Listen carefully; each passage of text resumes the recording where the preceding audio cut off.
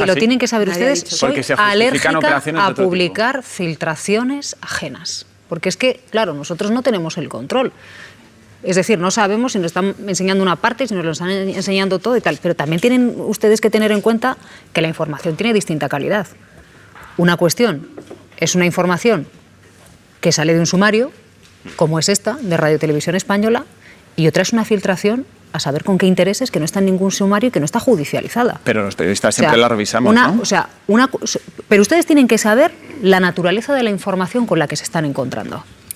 La información de este capitán de la AUCO diciendo, entre otras lindezas, literalmente creo que es, matar a esa gente que nos mata de aburrimiento, que son los rojomorados, el gobierno de coalición, literalmente, esto está en un sumario judicial.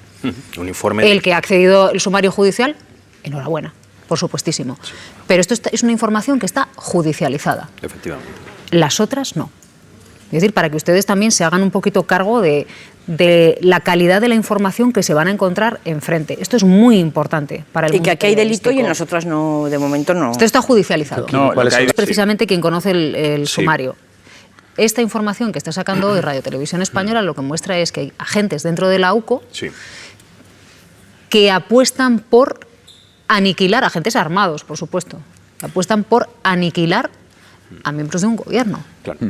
A ver, efectivamente, una cosa es el contenido de lo que hablan entre ellos, que puede tener una connotación política, y yo te hablo de la judicial. La judicial es que hay una pieza separada, secreta, abierta en una causa de hidrocarburos en la Audiencia Nacional, en la que asuntos internos, que es la unidad responsable de investigar a sus propios compañeros cuando hay actitudes irregulares, están tratando de esclarecer hasta dónde llegaba el trato que tenía, por ejemplo, este capitán con su confidente, y muchos más, porque hay al menos 3 guardias civiles en una sola causa implicados, de diferentes unidades de información, de la UCO también, implicados por presuntamente tener, vínculos con personas de esta trama en concreto de hidrocarburos que se llama Operación Larraondo, que está en el Juzgado Central de Instrucción número 5 de la Audiencia Nacional y que se lleva instruyendo algunos años. Con lo cual, hay derivada por abajo donde, efectivamente, cuando yo hablaba al principio del programa de la capacidad que tenía para corromper esas tramas de hidrocarburos, pues es que lo estamos viendo. Han permeado en las fuerzas y cuerpos de seguridad hasta crear pues esta situación tan incómoda como que subordinados de Antonio Balas estén siendo investigados pues por lo que os estoy comentando. Otra cosa, en algún momento miembros de la UCO han denunciado el comportamiento de compañeros de la UCO motivado por cuestiones políticas. No tanto cuestiones políticas, porque no hemos llegado a ese punto aún, pero sí por cuestiones procedimentales, que es a mí lo que me interesa. Es decir, por investigar sin una orden judicial. Por la forma de trabajar, Eso, y aquí ya voy a anticipar una información, la Audiencia Nacional, la Sala de lo Penal, hace escasos días ha ordenado al juez Pedraz, por esta causa de las que os estoy hablando, admitir a trámite un incidente para investigar presuntas irregularidades en investigaciones de la UCO. O sea, un incidente de nulidad. Puede quedar en nada o no. En la mesa de Pedraz, del juez Pedraz, está ahora mismo este asunto. Puede ser un incidente que lo admitan parcialmente, totalmente, que afecte al sumario o que no afecte. Pero la Sala le ha obligado a Pedraz a tramitar este incidente de nulidad, que afecta, como digo, a la forma de proceder que tienen los agentes de la UCO en esta causa. Empresarios, 2 tramas de hidrocarburos, un mismo abogado.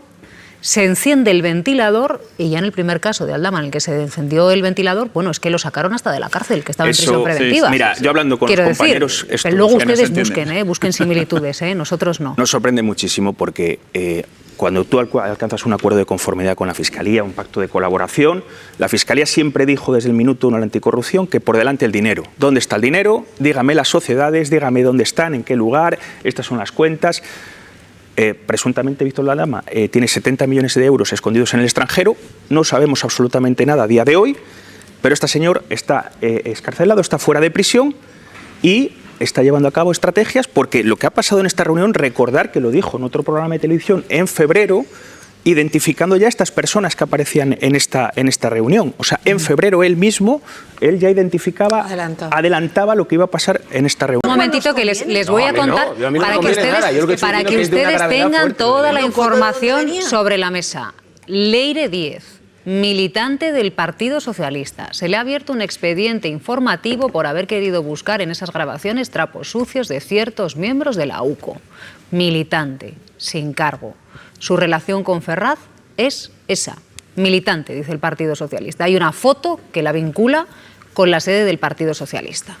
Y luego tenemos a Norberto Nozal, empresario.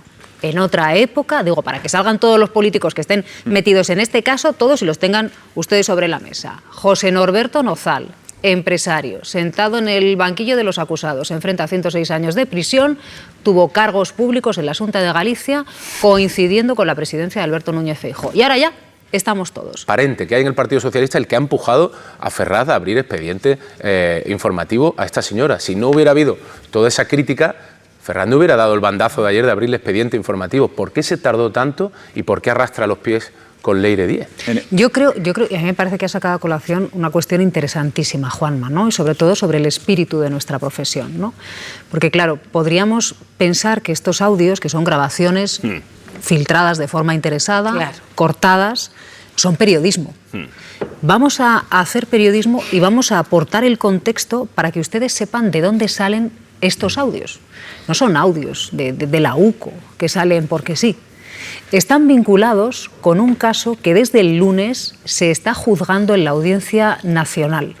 Y para eso vamos a ampliar la información para que ustedes tengan un poquitito de periodismo, un poquitito de contexto con Irma Frigenti. Cuéntanos, Irma, ¿a qué caso corresponden estos audios? Es un caso que arranca en 2019 con la conocida Operación Drake y tiene que ver con el fraude del IVA en el sector de los hidrocarburos. Es uno de los muchos casos por estas operativas que está en los tribunales y en este caso estamos hablando de un fraude de más de 154 millones de euros.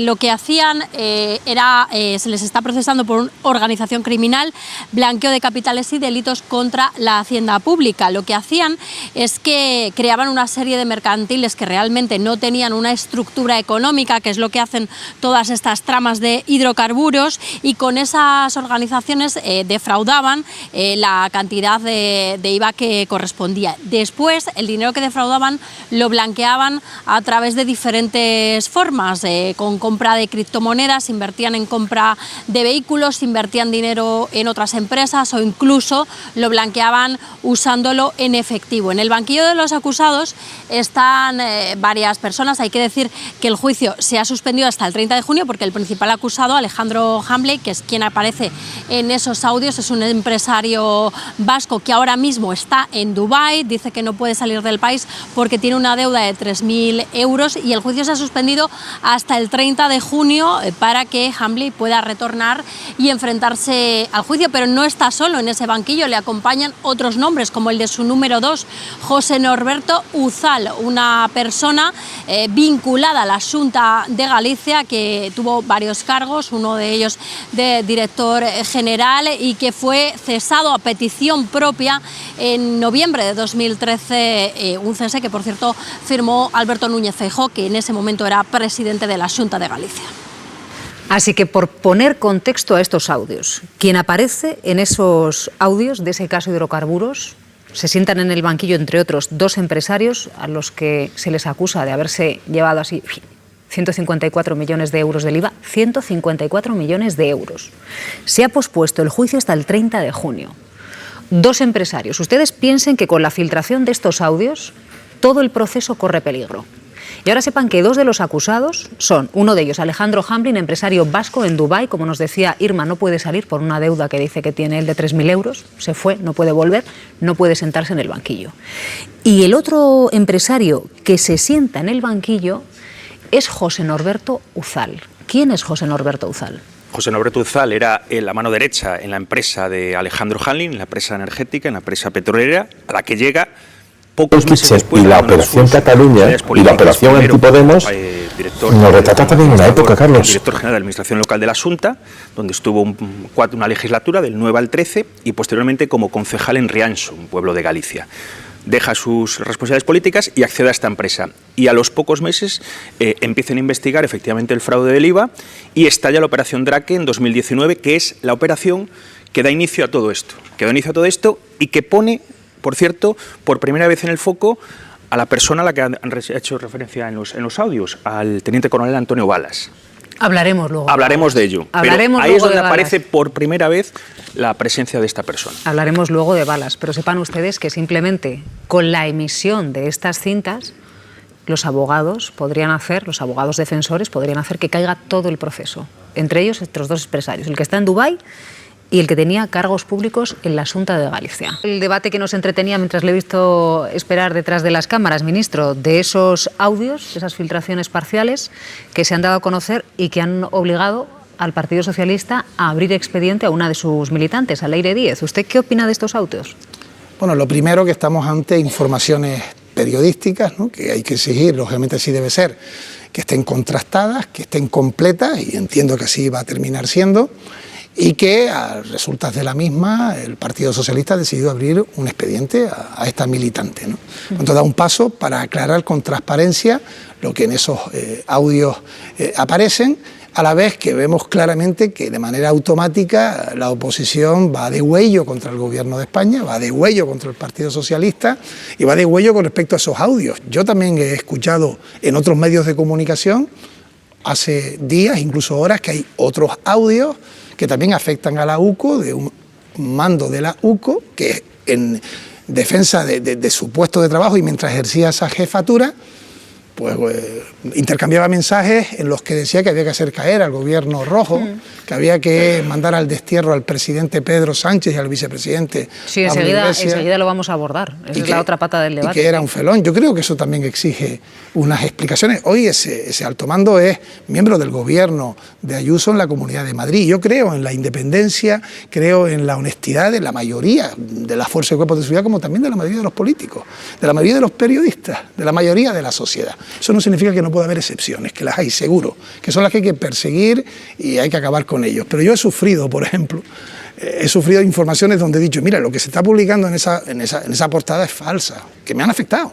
Pido que se rectifique porque no es verdad esa información. Luego aparece de otra manera esa rectificación. Yo creo que es bueno, lógicamente, es un derecho constitucional a estar bien informado. Yo creo en la honestidad, como digo, de la mayoría de los profesionales del periodismo, como también de los políticos, pero tenemos que hacer esa exigencia indudablemente, ¿no? Usted, cuando dice que se han publicado esas mentiras sobre usted, que luego se han rectificado, entiendo, de otra forma, en un espacio más pequeño y tal, ¿usted cree que menoscabaron su figura, su honor?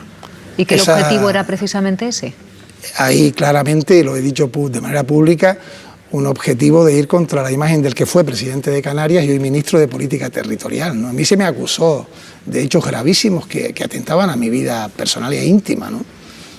Tuve que demostrar que era falso. A mí se me acusó de estar en Madrid de manera absolutamente falsaria cuando esa noche estaba yo durmiendo en mi casa, ¿no? Y es triste que uno tenga que demostrar su inocencia, porque acusar es muy fácil, basta con sacar el dedo y señalar. Lo que hay que hacer es demostrar. Lo que hay que hacer es tener las pruebas. Lo que hay que hacer es, ante una acusación, exigir, porque eso es Estado de Derecho, que vaya junto a esa acusación las pruebas de la misma, ¿no? Pues si no, estamos en un estado de indefensión. Ministro, hablaba usted de esa parte de la UCO y de esos audios relacionados con ella. ¿Usted cree que ha habido filtraciones o actividades interesadas por parte de la UCO, por parte de ciertos elementos de la Guardia Civil, con la intención clara de perjudicar al Gobierno?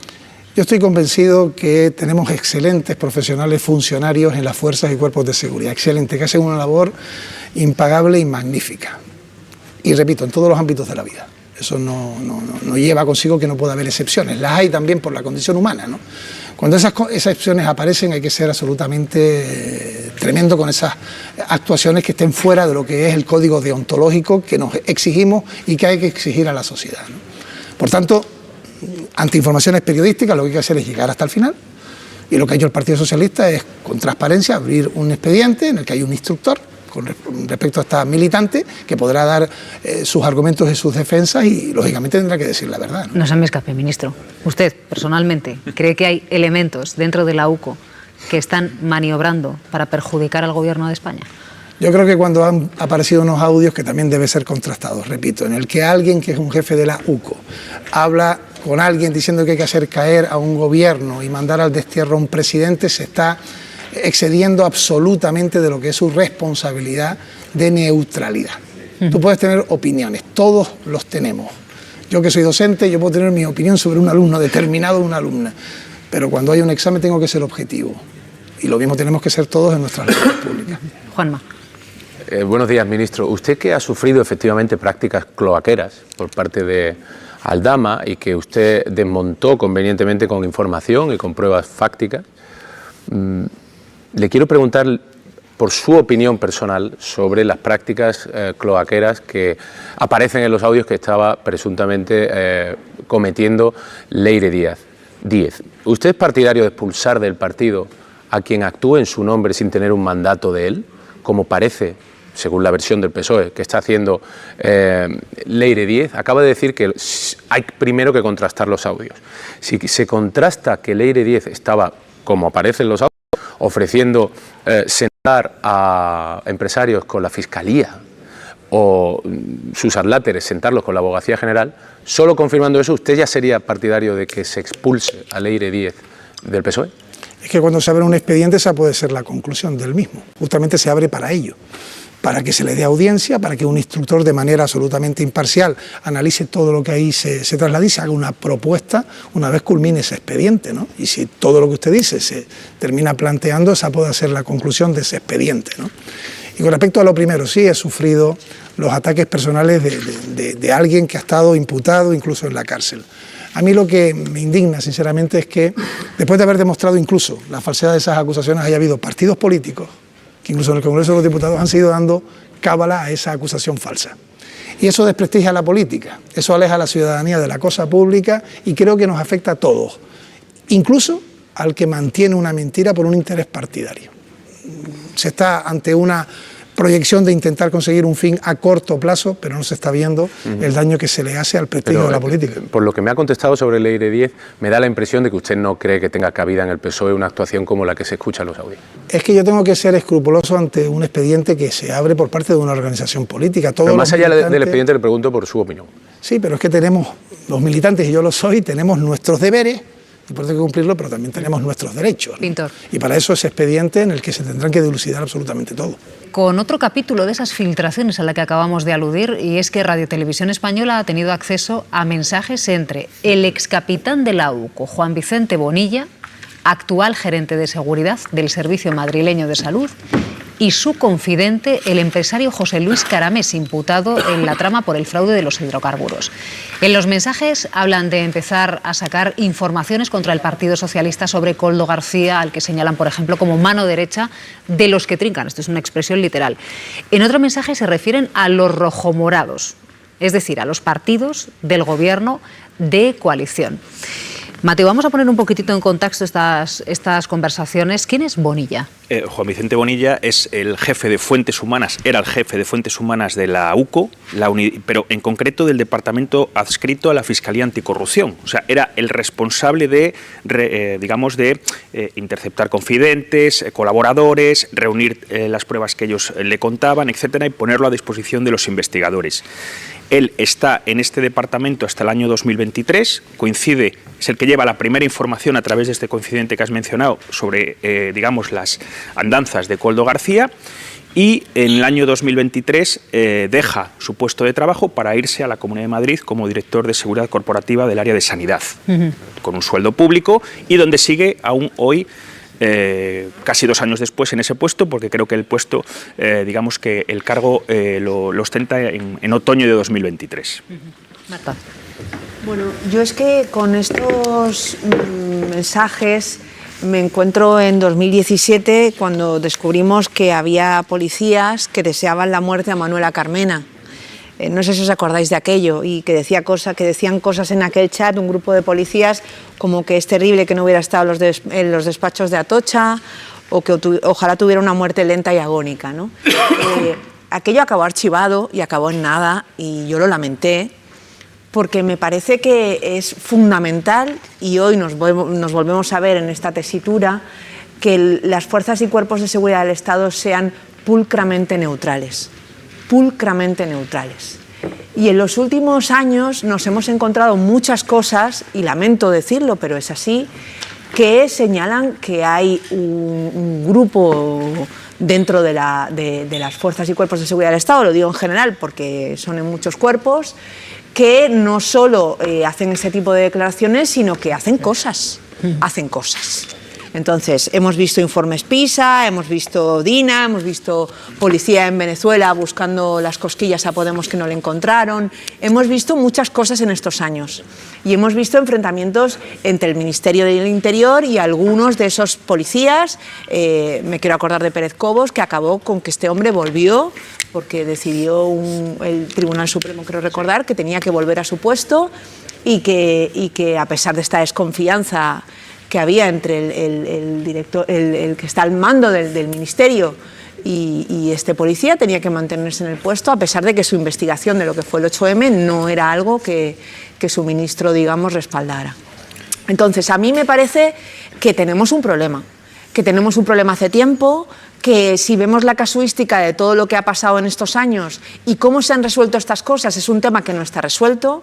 No hemos visto expedientes reales que aclaren y que disciplinen a los policías que se toman la política por su mano.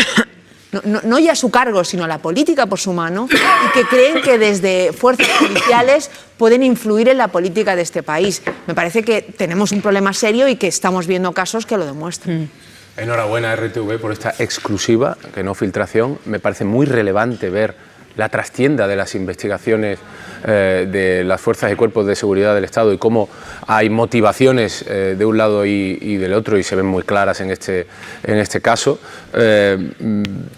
¿Veis cómo sí se pueden publicar los WhatsApp privados? ¿Veis cómo cuando son relevantes es buen periodismo publicarlos, como ha hecho hoy RTV?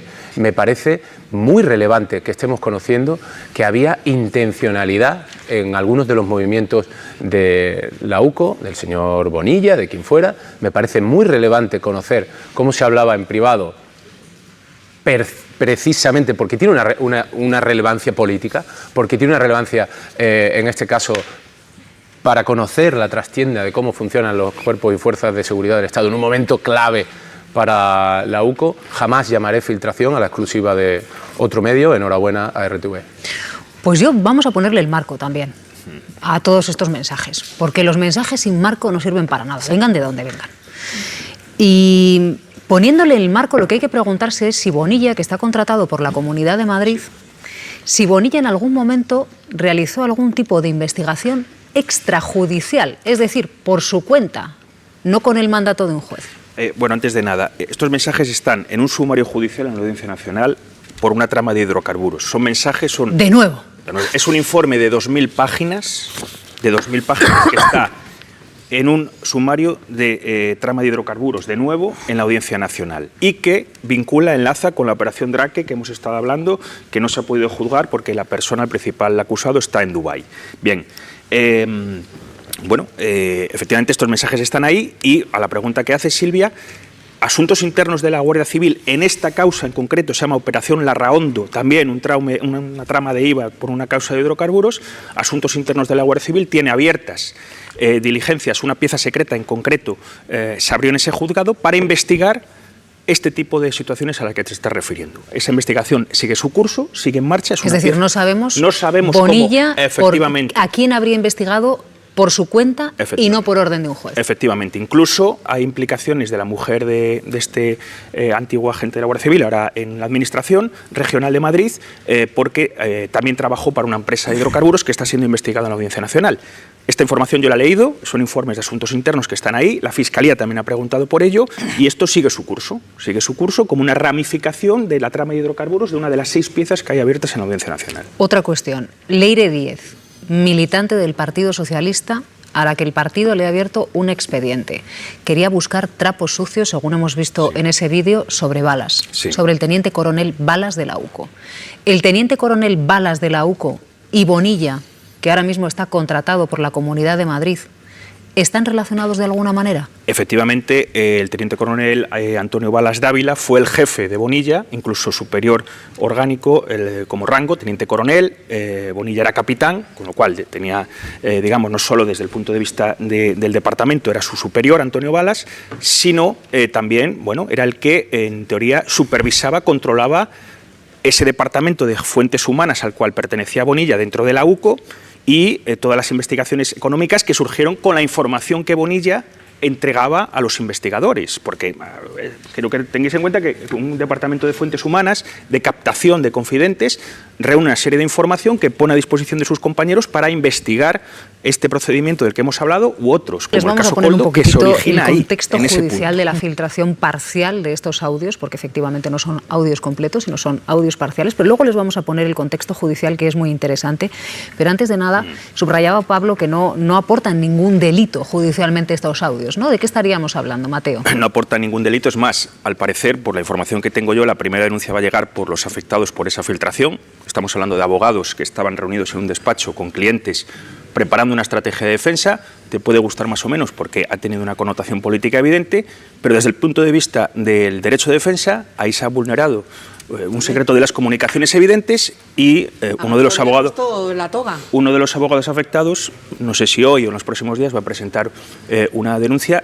Vamos a ver contra quién va dirigida y los efectos que tiene. Pero evidentemente, si estamos hablando de revelación de secretos, de descubrimientos secretos de las comunicaciones, este es un caso evidente de que alguien ha grabado una conversación en donde se estaba debatiendo una estrategia de defensa, porque al fin y al cabo los abogados lo que buscan en estas situaciones son nulidades en los procedimientos. O sea, tú cuando tienes un cliente que está empurado por muchos delitos, que tiene, digamos, indicios muy graves contra él, lo que estás buscando son resquicios dentro de la ley para buscar nulidades y favorecer a tu cliente. Es decir, la publicación y la difusión de estos audios, de estos vídeos, podría contribuir a que el proceso entero se viniese abajo. Por supuesto. Luego vamos a explicarles quiénes son los protagonistas del proceso porque son muy interesantes. Mateo, ¿qué es lo que intentamos? Porque, fíjense, Mateo y yo tenemos, yo creo que la opción más limpia y más irreprochable, ¿no?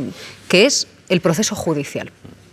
Y claro, estamos hablando no de filtraciones desde el punto de vista de la crítica periodística, sino filtraciones interesadas desde el punto de vista judicial para hacer que el proceso haga pum y vuele por los aires. Y creo que de todo eso tienen que ser ustedes conscientes, y sobre todo nosotros, los periodistas. Es decir, tenemos que saber qué sucede cuando publicamos esto. Cuando publicamos una parte.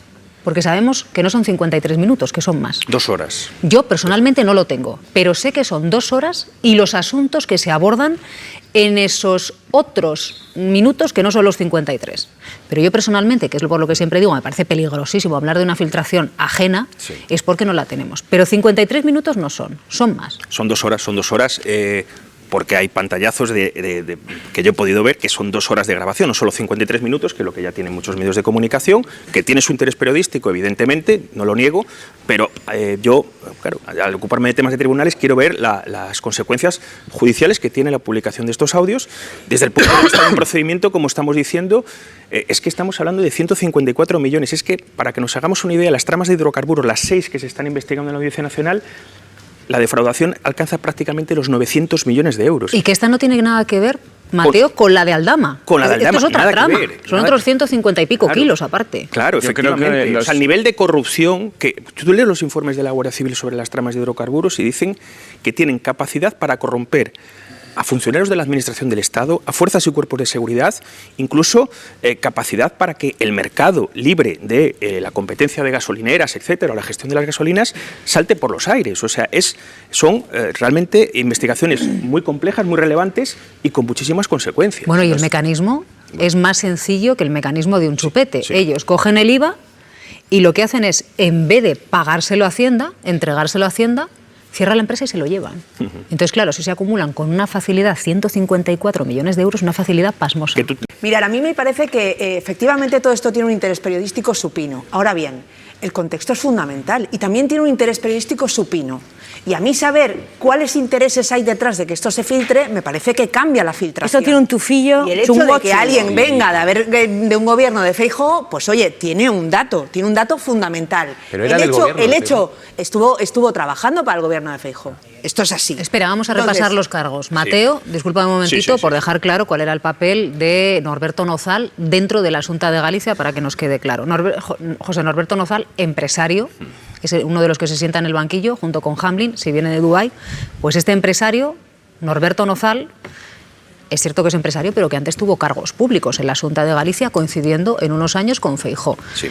¿Qué cargos tenía? Era administrador general de del ente local. O sea, dentro de la Xunta había un departamento, digamos, que se ocupaba de los entes locales y era director de ese departamento. Ocupa ese cargo entre 2009 y 2013. Posteriormente le cesan del cargo y sigue como concejal de Rianxo, un pueblito de Galicia, hasta que en el 15 creo que se va a la empresa privada, se va a esta empresa petrolera, que es la que ahora está afectada por el juicio que se tuvo que suspender el pasado lunes. Pero entonces, una pregunta que quiero hacerte.